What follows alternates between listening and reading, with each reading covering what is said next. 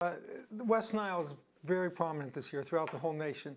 Southern United States, Texas being down there, but Alabama and all the contiguous areas have the highest rate of it right now. They've had the highest drought effect, and that probably correlates pretty well, and they've had the most cases and the most deaths.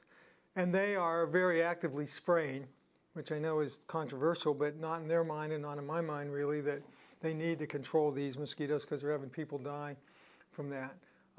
Obviously, we are concerned here. We've had some cases now in Lucas County. No one's died that I know of in Lucas County. We have had one for sure documented, one or two that are still pending, not as many as Texas. But again, this is an unusual year.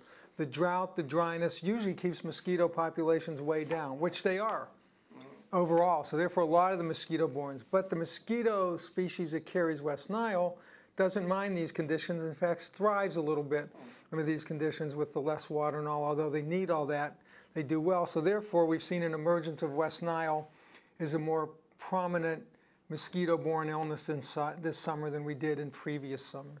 The key with West Nile is, one, we have no treatment. So two, your best treatment is prevention. Prevention is anything you do for any mosquitoes. Mosquito spray, longer sleeves, be in areas where there's stagnant water dormant, get rid of it. Don't be where that's at. Avoiding what it can be and protecting yourself, good coverage. And those are the major things, doing that. Staying inside at times of higher mosquito things in the evening and trying to avoid when they're around and avoid you being bit by one of these. That's number one.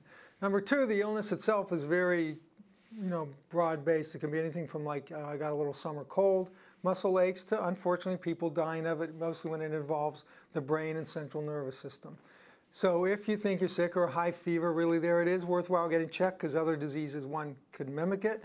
Two, if we look at it and want to find out if that's what it's at and we're beginning to see increased cases, will we increase what we can do to, one, your personal protection? Two, should we increase our methods to control the population?